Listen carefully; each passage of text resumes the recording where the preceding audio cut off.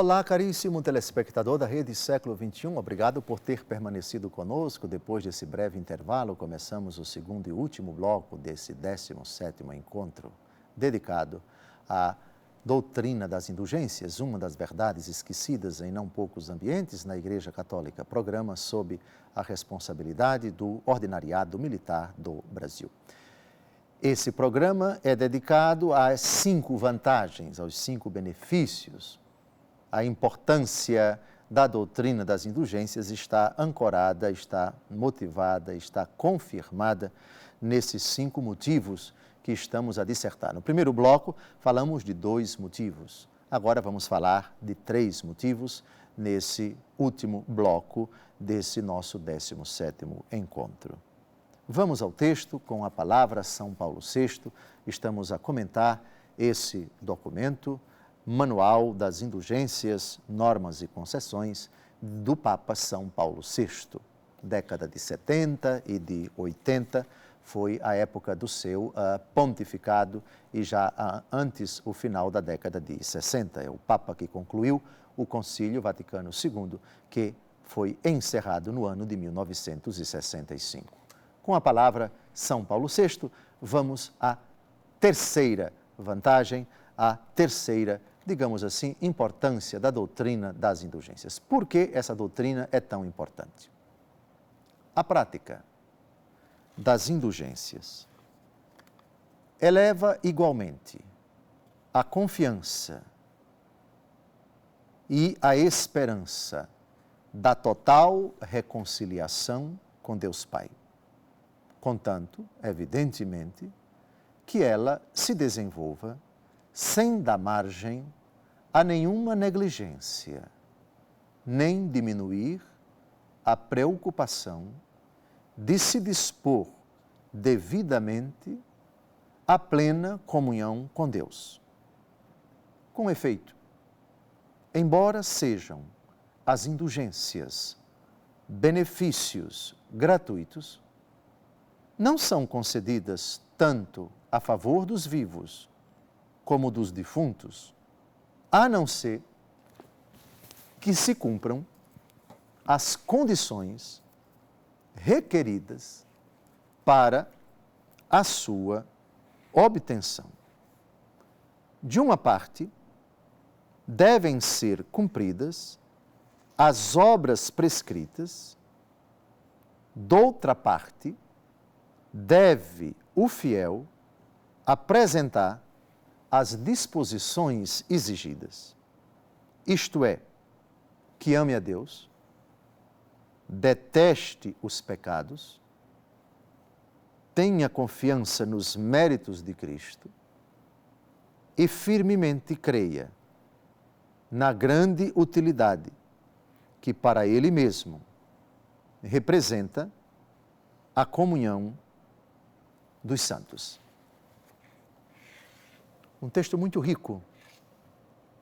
Quem concebe bem a doutrina das indulgências nutre por Deus muita confiança e passa a esperar com mais ânsia, com mais anelo, com mais serenidade e com mais certeza a plena reconciliação com Deus.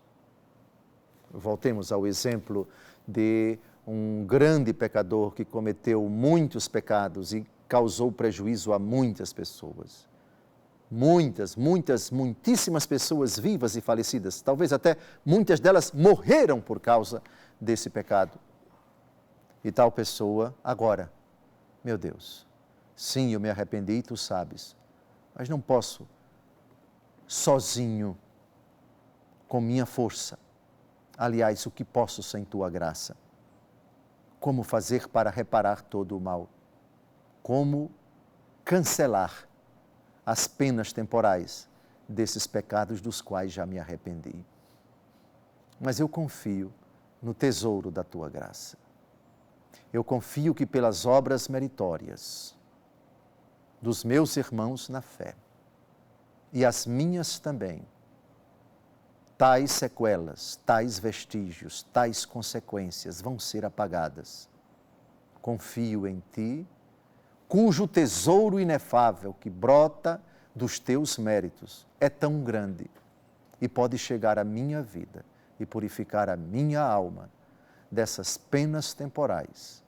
E não estou só, porque tenho tantos irmãos que são tantos membros da igreja que, beneficiando-se, vivendo na graça e realizando obras meritórias, também me ajudarão, também me socorrerão. Então, confiança e esperança de que a reconciliação com Deus Pai será total. O que é uma reconciliação total? É uma reconciliação que perdoa o pecador e apaga as penas temporais. Ou seja, as consequências do pecado são apagadas. Só pode entrar no céu quem está plenamente reconciliado com o Pai e reparou e expiou, não tem mais nenhuma pena temporal, nenhuma consequência do pecado, nenhum vestígio, nenhum traço de sequela, de consequência dos pecados que ele cometeu a reparar. Hoje estarás comigo no paraíso. Esse escutou de Jesus, muito sofreu, muito pecou, mas arrependido, disse a Jesus, ou lembra-te de mim quando estiveres no teu reino, e com o seu sofrimento, e com a presença do Cristo, abrasando o amor de Cristo, o coração deste homem, Jesus pôde dizer, hoje estarás comigo no paraíso. Confiança na total reconciliação com Deus. O próximo desdobramento dessa virtude é que não é qualquer pessoa que lucra indulgências. E não é qualquer cristão, ainda que reconciliado com Deus, que pode realizar obras indulgenciadas que beneficiam a si e aos outros, vivos ou falecidos. É preciso cumprir determinadas obras, sim, sem dúvida alguma, mas com as devidas disposições. Por exemplo, orar num cemitério. Qualquer pessoa pode orar? Pode. Mas nem todos, orando no cemitério, podem lucrar em dia de finados uma indulgência plenária em favor dos falecidos. É preciso que ele esteja em certas disposições interiores. Que ame a Deus, que deteste os pecados, e nós sabemos quem detesta os pecados é o contrito. Um dos sinais da contrição é nojo ao pecado. É um propósito sincero, doravante, de não mais pecar. É uma dor que brota da consciência de que a vida de pecado que ele vinha levando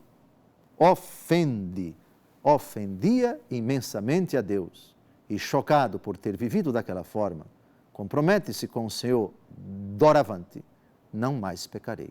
Ou me esforçarei com a graça de Deus por não mais pecar. Como aquela mulher flagrada em adultério que ouviu de Jesus no capítulo 8 do Evangelho segundo João. Eu não te condeno. Vai e de agora em diante não tornes a pecar. A partir de agora, do meu momento de sincero arrependimento, não mais pecarei. Ou pelo menos não mais me esforçarei. Eu me esforçarei por não mais pecar e para isso contarei com a graça de Deus. Próxima disposição exigida, ter confiança nos méritos de Cristo.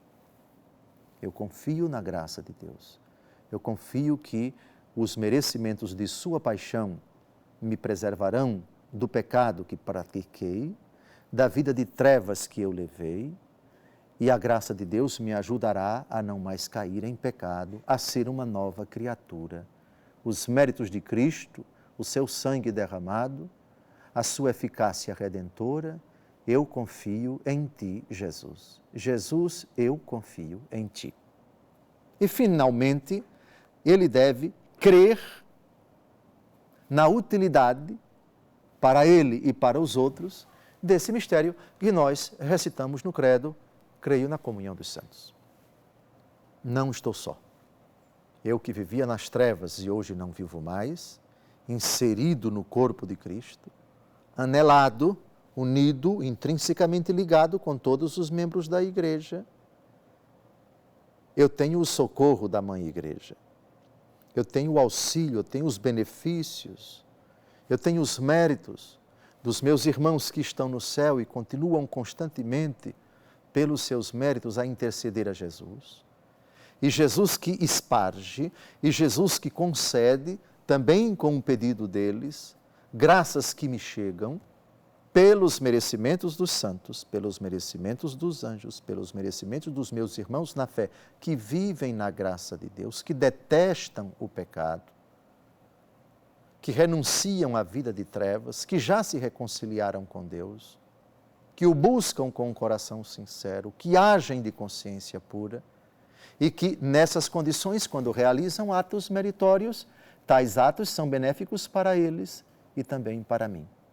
Confiança, portanto, de que o que eu vou dizer agora pode até assustar. Quem compreende bem a doutrina das indulgências diz: só vai para o inferno quem quer. Eu vou repetir bem devagar.